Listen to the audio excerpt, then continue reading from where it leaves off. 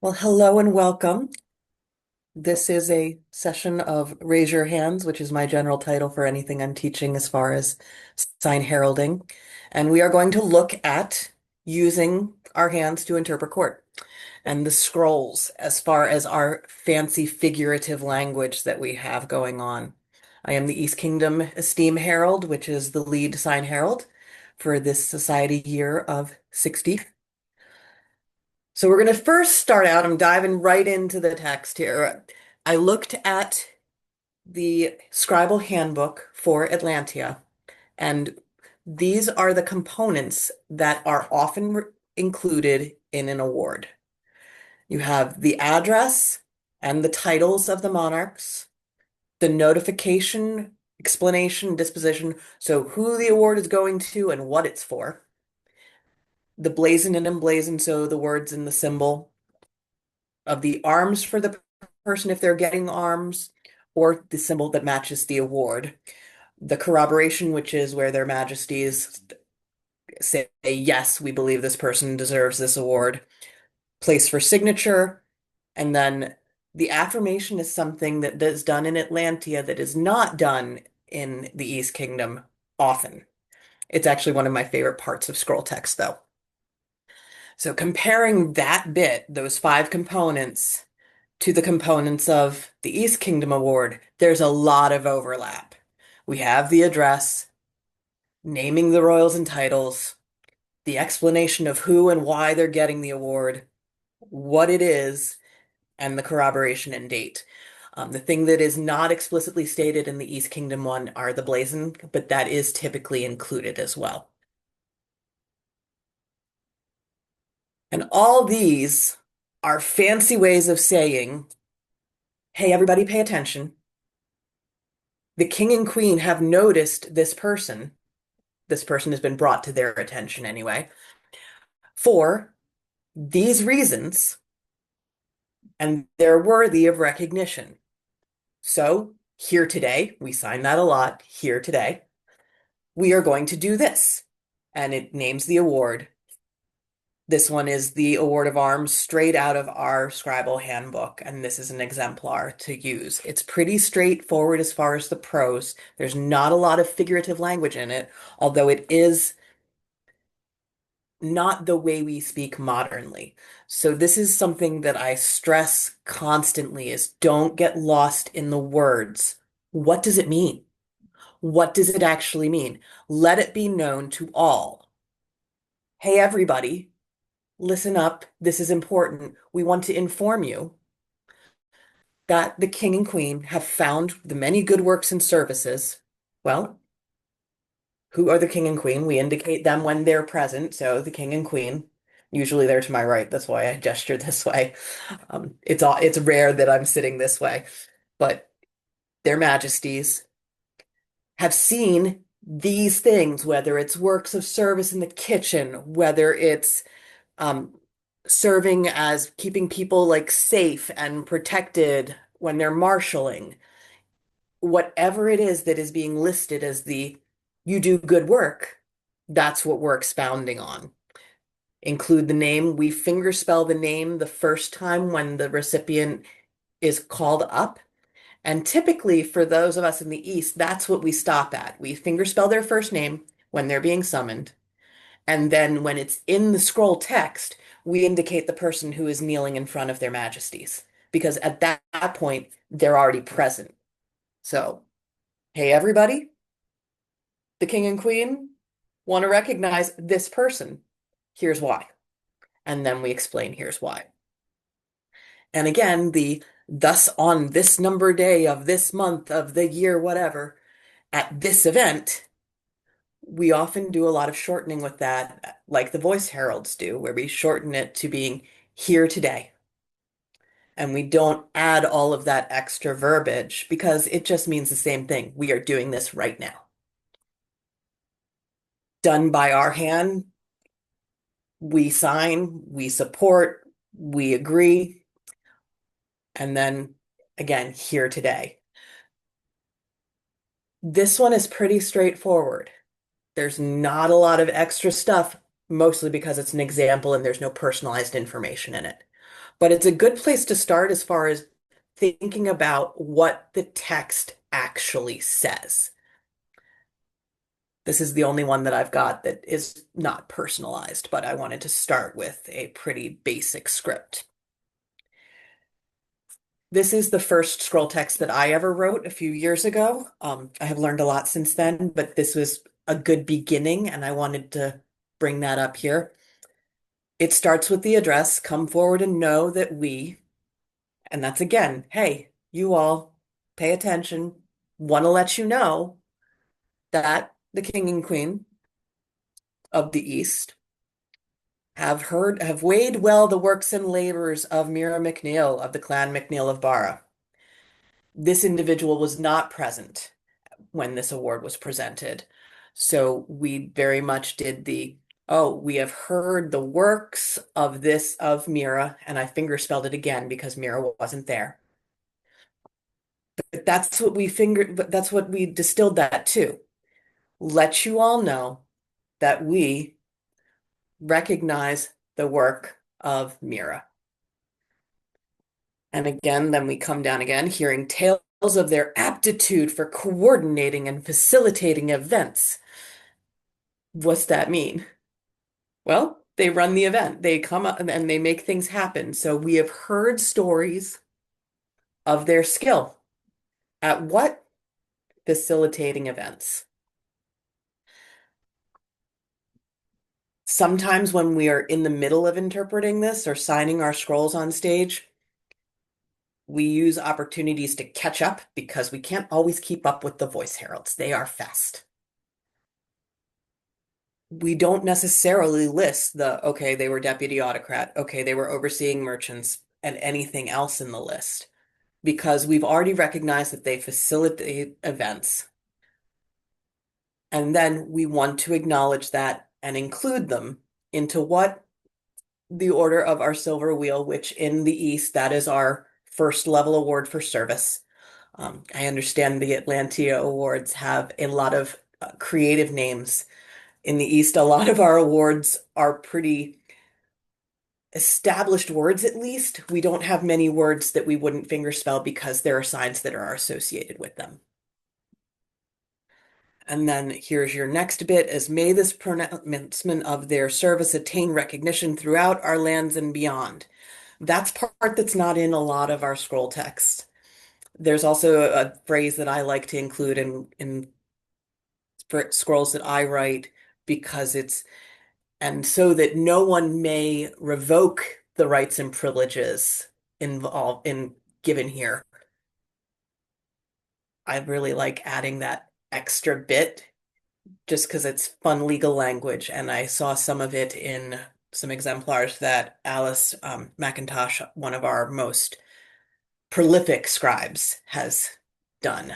She actually has some scribal mad libs that she presents out there for us to use as starting points. And if you use more than 50% of her text, she asks that you give her credit. And she's just an absolutely wonderful resource. But again, looking at this prose, it's got the basic components. Hey, everybody, we want to let you know that the king and queen know the individual. Here's why they get this, why we've noticed them. Here's how we're celebrating them. We are signing this here today. So that's the 5 components. This one's a little fancier. It's one of my more recent ones. Um, and it is fluffier and more verbose, which is fitting for the recipient if you know Lord Trian. He's a hoot. Um, so long has the sword fame of one Trian Oberdare been known to friend and foe alike. What does that mean? It's not the simple address of, hey, everybody, we want to listen, we want you to pay attention now. It's this person has been fighting with his sword for a very long time, and he is known with his rapier. And how individuals will read this text depends on who you are, what your experience is with the individual, and your understanding of the scroll. Just because I wrote it doesn't mean that it's this going to mean the same thing to everyone else. And that's one of the beautiful things about this is it we're all going to pick on something to highlight, and it's not always the same. And I think that's a wonderful thing.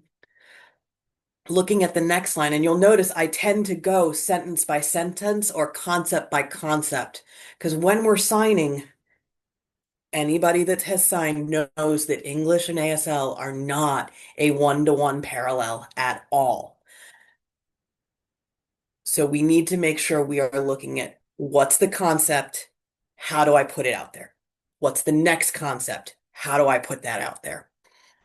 Because if you try to go word for word, you're never going to be able to keep up, one, with the old language of it, because it takes a little extra for us to process through the old language. We don't talk like this. I don't know anybody that actively goes around speaking like this regularly. It's usually something we have to prepare for. The next constant, his soul is steady and the aim of his blade is true. What does that really mean? What will we sign for that? And that's the question. How are you going to put that phrase into your hands? He sweeps o'er the host of enemy forces and silently ends them. That was a reference to his performance at a Penzic Champs battle, and he just rocked it. It was amazing. It was him and one other fencer, and the two of them annihilated the entire other team. It was fabulous. But if you don't have that backstory, you're not going to know that that's what is being talked about there. I'm not sure that he actually knows that that's what I was referencing in that phrase.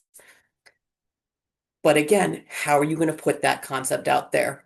You know what? He goes into a fight and just destroys. And that could be enough. The reach of his arm is potent, and his challengers quail to see his name on their dance card. And again, these are some little inside jokes that the dance card is what he and his Donya refer to as their list of people they're fighting. It's like, save me room on your dance card is their common phrase between the two of them.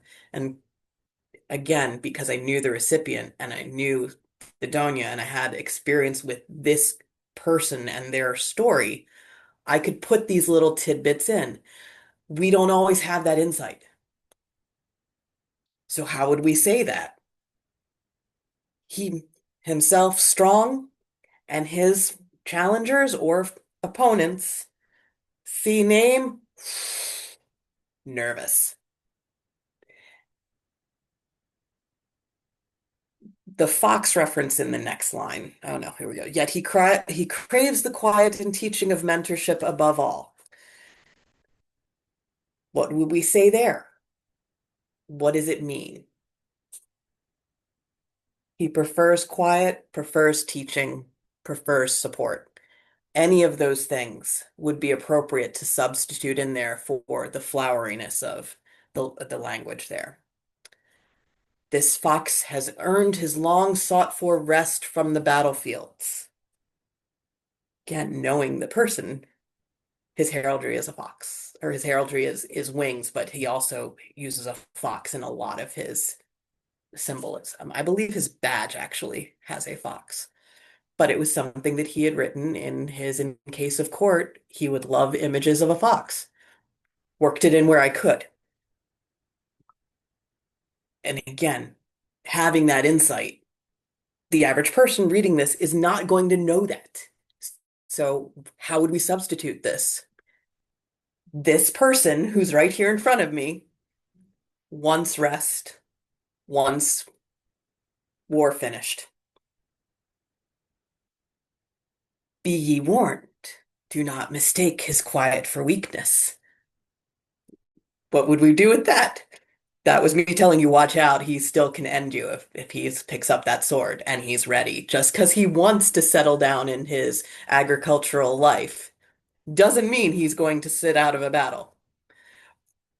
But signing that, where do we go with it? This is really about analyzing the content of the text and how do we put it out on our hands. He has worked long to put down his blades and support his people, and he keeps his companions well prepared, and his blades are ever ready to defend the weak. Again, what does it mean? It's a whole lot of words to say, yep, he's ready for peace, but he is ready to fight, and he will. And then here's that affirmation of, yes, thus it is right that we have heard the words of our order, and we want to see this person included, happening today at this event. So it's a lot more flowery in the description and the explanation of who this person is, a lot less focus on the specifics of what did they do. And again, having the insight into the person made it so that this language was easier to put out on my hands. Some of these other ones that we're going to get into are not as clear because we don't have, these are old texts from several years ago. I sought out from our scribes and said, hey, send me your punny text. I want your creative poems. Bring me this stuff because we need challenges to practice with so that when we get them for court performances, that we want to be prepared for how we would attack text like this. It's important to practice when we have the opportunity. This one is just silly and fun and just so fun because as it starts out, it's a Tiger's Cub. It's our Children's Award for Participation, basically the kids' equivalent of an AOA. And it starts out pretty typical. Their Majesties here today want you all to know this about this person. And then it launches into they want to be their very best, like no one ever was. To play at contest, to chase toys is their cause. We will travel across the land searching far and wide. And at this point, people are starting to recognize the rhythm of what's going on.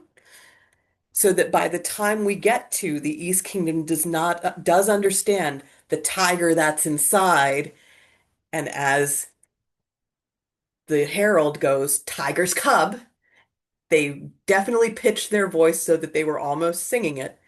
And the whole audience that was watching yelled, gotta catch that ball, because it was recognizable. The meter and rhythm of it was so predictable. And it's a, there's a lot of us of an age at this point in our lives that recognize this theme song. So how do we do that? What do we do with this when it's clearly music, it's clearly a poem, and it's clearly a filk of a famous piece? One that Nikasi and I are looking at getting text for is something that was set to be our guest.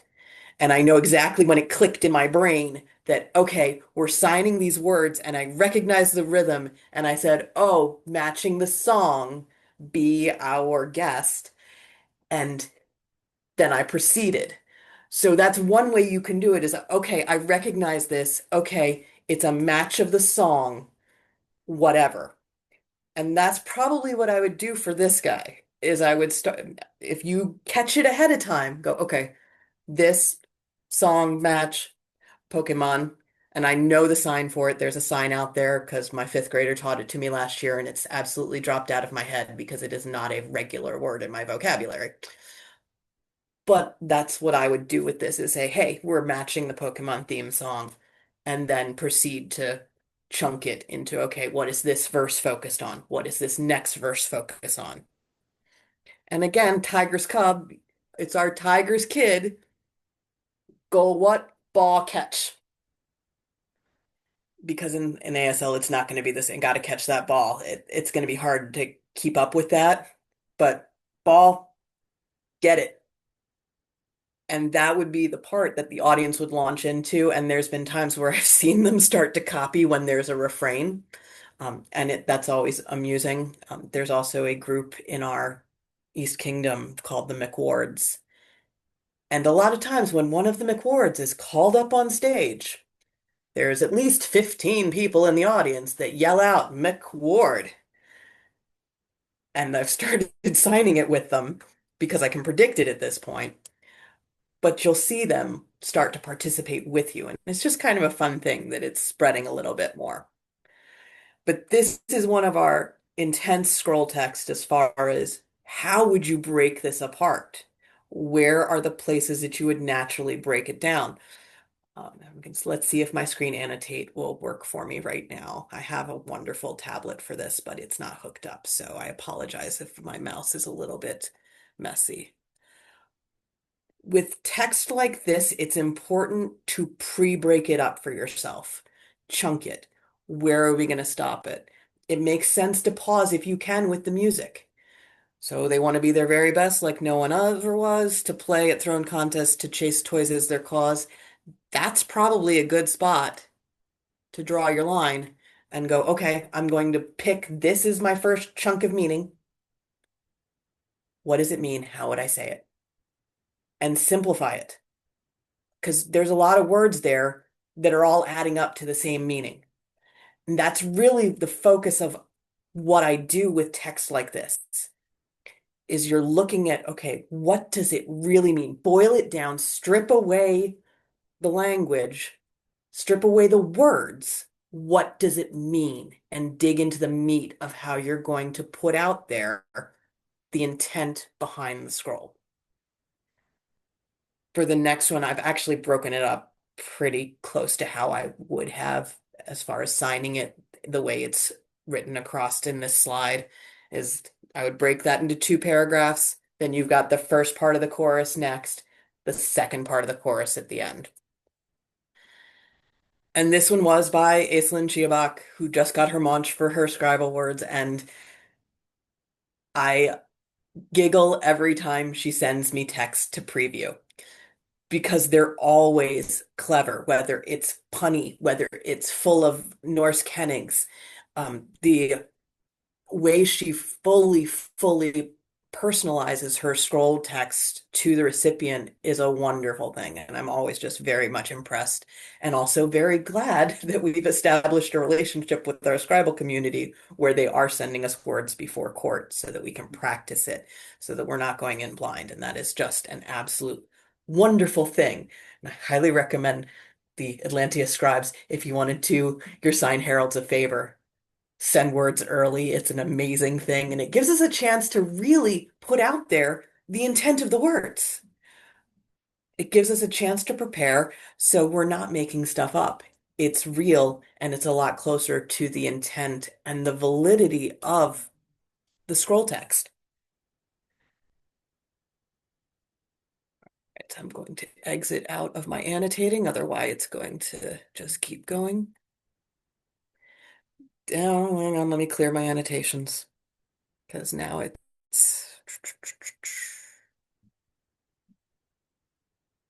It's been a long time since I've worked in Annotate and Zoom. I apologize. Erase. There we go. That'll at least get rid of it.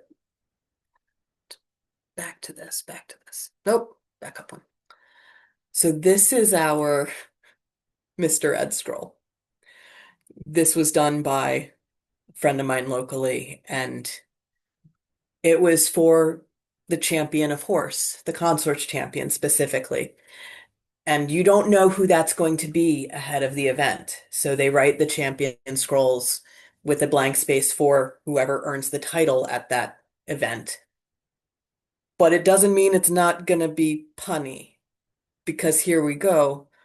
All who hear my words and are of sound mind and clear thought must certainly agree that a horse is a horse. Of course, of course.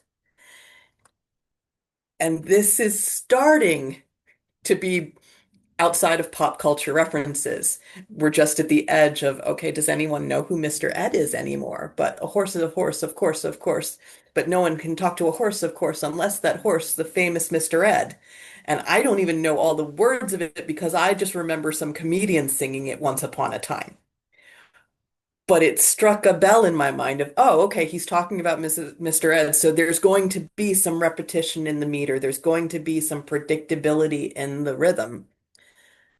But what does it actually mean?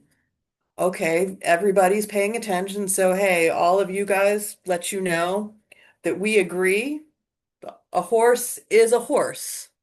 Well, yes, of course, of course.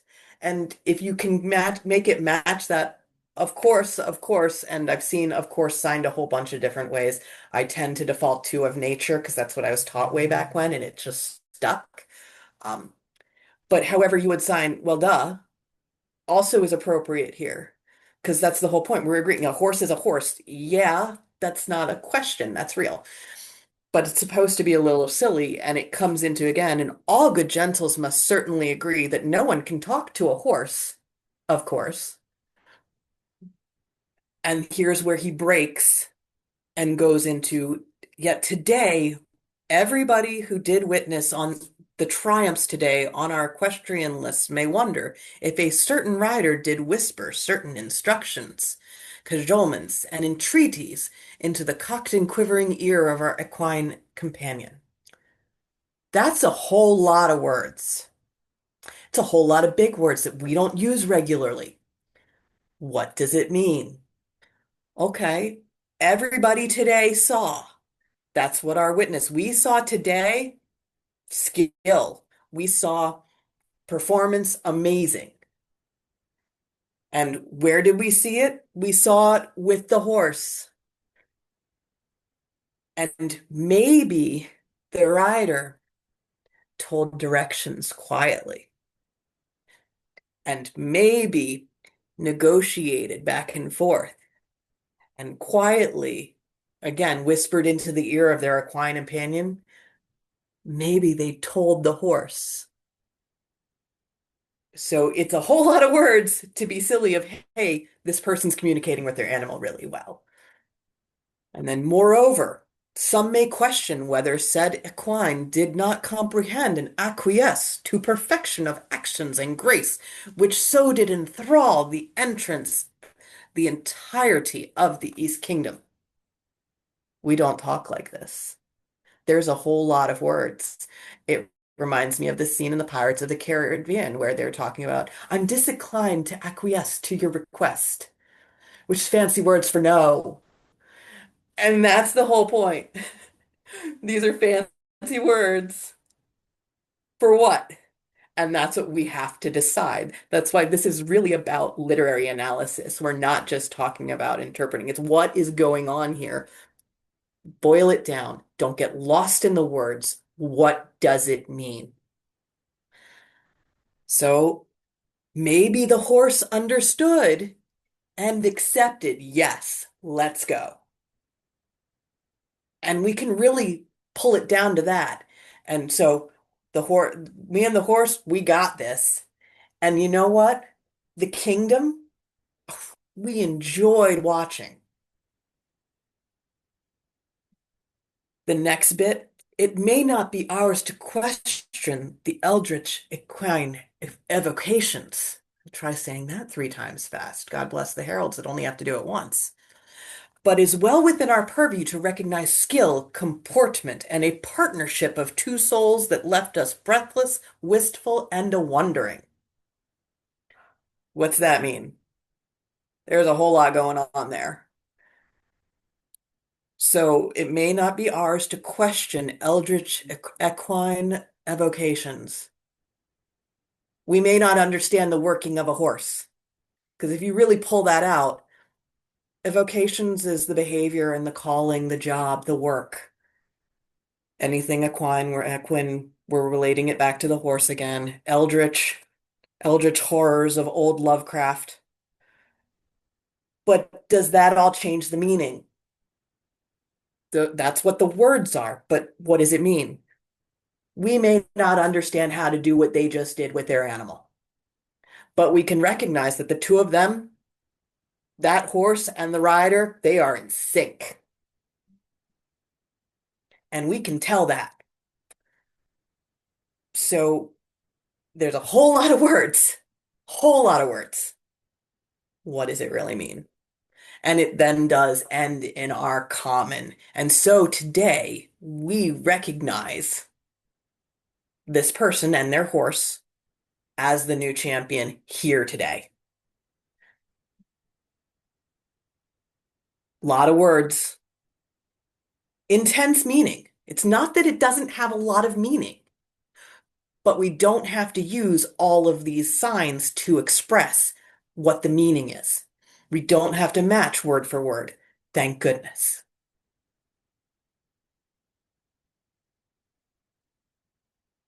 Here are some that were too big to fit on a slide, so I'm going to pull them up and I'm not going to read through the whole thing together, but these are other examples of really how would you deal with the creativity that is happening here. And please let me know, is it still showing this in the background or is it stuck on the slide? Good. Okay, great. So this was awarded to a gentle Nicholas Johann Claus who wore a red suit and had a white beard. And they tied this in as "'Twas the night before Pensick." So it's going to fit that meter of the familiar rhyme. "'Twas the night before Pensick, when all through the house every creature was packing, or thereabouts. He arrived at Cooper's Lake with a care, in hopes that the gate would soon open there. Helped set up the camp, the tents and the bed. Visions of the children's fete danced in his head. Nicholas in his garb, complete to his cap, came to court dressed up, but expected to nap. When from the thrones there arose such a clatter, and the tumultuous shouts were what was the matter. This is one that really, what are you going to break down? It's a familiar rhyme. How are you going to express that this is a familiar rhyme? And I have in my notes here, this is actually my notes for it, where I added in "'Twas the night before Christmas" because it wasn't titled. But as soon as you realize "'Twas the night before Pensick," and then it follows that same pattern that we are familiar with, break it down. What are we going to look at? How much are we going to try and keep up with? And this is really his award of arms. Once again, done by our fun Aislinn Chiabak. She's actually teaching a wordsmithing class at university. I think she taught it at 3:30. So people might be coming from her to hear and see so much of her words, which would make me cackle. Um, but it closes with "Happy Pensick to all and to all a good night." So it's some familiar language, but how do we communicate this? How do we boil it down to what it means? He came down from the dais so lively and quick, highly entertained by all the court shtick. What are you going to do with that? What does it mean? It fits the rhythm beautifully, but how are we going to put that out on our hands? So it's just another example of if you can get the words ahead of time and practice, it's a wonderful thing. Back to our other one. This is an elevation speech, and we don't usually get these ahead of time. But I had Maitresse Camille send it along because it's a good example of how do we distill the meaning from the rhythm, from the pun. And this one is "To the Lorax." So she introduces herself in a pretty standard paragraph. And then it goes into, "I am the laurel, I speak for the trees have no tongues. And there's no need to shout at the top of my lungs, but I shall tell you they are certainly pleased, and I bear you their words of the joy of Elise." So it's that rhythm of a pretty familiar Dr. Seuss poem. But what does it mean? How do we line up our communication of, hey, here's the rhythm that's going on, and here's what they're actually saying? Because that's a lot of what we need to do in court as we put language out of our hands. What are we trying to make sure the consumers, whoever is watching us, actually gets? What's the important part? So I'm going to exit out of this and look at our handout that I have to share with people. And it very much is the components of the typical award. Then things to remember. It's my mantra. Don't get lost in the words. What does it mean? Identify your blocks of meaning, chunk the text. If you have 5 minutes before court with the Heralds and you can get a copy of the cut sheet, read it and start making lines of where you're going to break this apart. How are you going to simplify this? How are you going to, okay, this is a chunk of meaning, this is a chunk of meaning, this is a chunk of meaning. My next bit is when possible, because we've been working on this in the East Kingdom and it's gone really well. But when possible, get the text ahead of time. And I always print it with pretty big font and pretty big spaces between to add in notes and glossing so that you can give yourself the tips along the way. Because it doesn't matter how many times you practice ahead of court. It's very easy to, oh my gosh, that was so crazy, and there was just shtick, and that was really funny, and I really enjoyed being a part of that moment.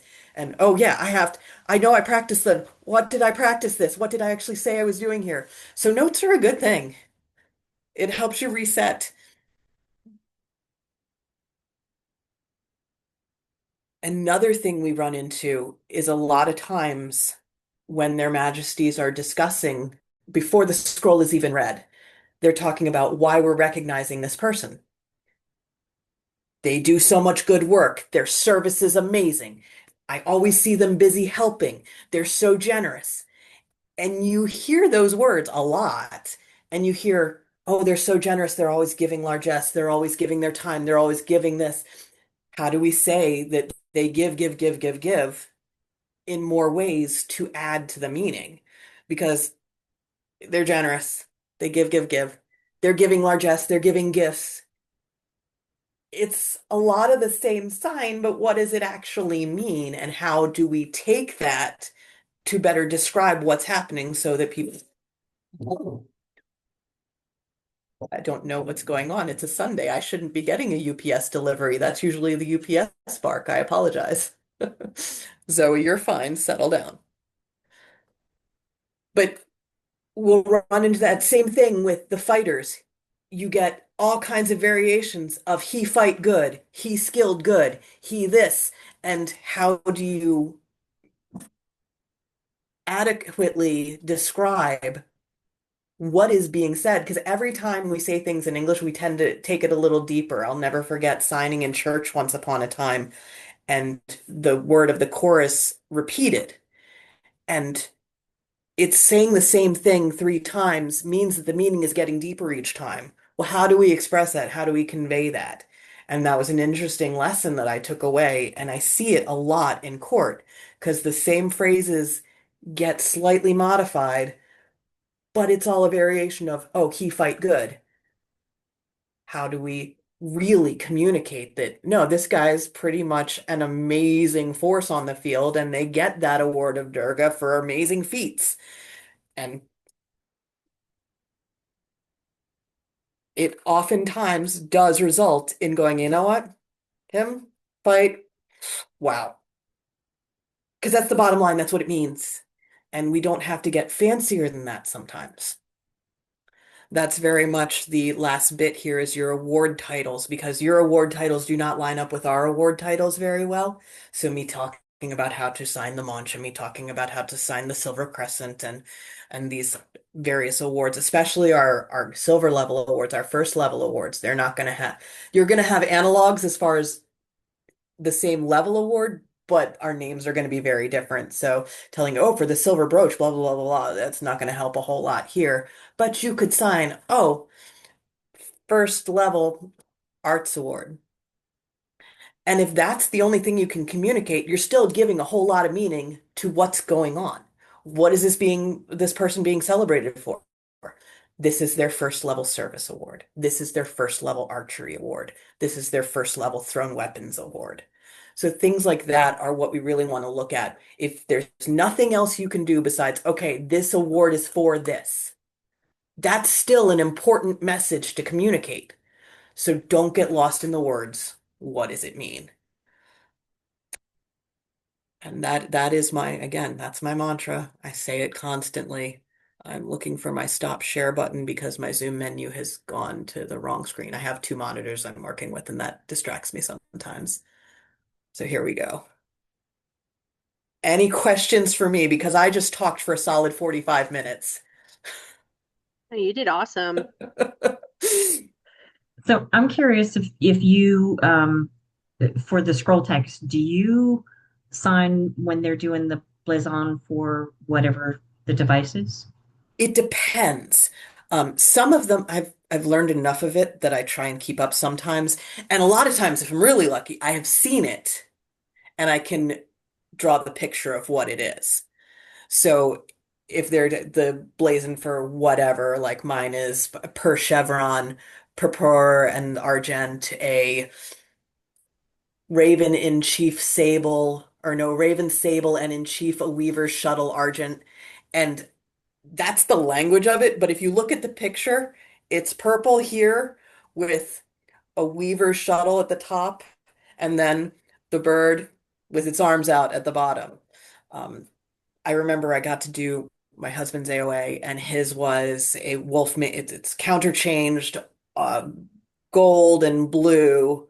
So I did the split gold and blue, and then it was a wolf with a hammer, and then I did the pose of what the wolf was doing, and that's because I knew what it was. So when I do know what it is, I try and sign the colors and what it looks like. Um, Trying to do the actual words, it's very much oh, okay, I can see this person has green and silver, and it's a mushroom counterchanged. Okay, so green and silver, mushroom split, reversed colors. Things like that is what I tend to do for the blazons. I tend to do picture look there. Yeah, and that's good. Yeah, because that's exactly it. You see, they're describing that. Yep. Yeah, and that exactly is what I was talking about. Don't get lost in the words. What does it mean? Oh, this is their symbol right there. Check it out. And that means the same thing as everything I just did. Here's their And symbol. There it is. Enjoy it. your example with the he fight good, mine is amazing, wonderful, fantastic. It's just Yeah. all this. Yep. Yep.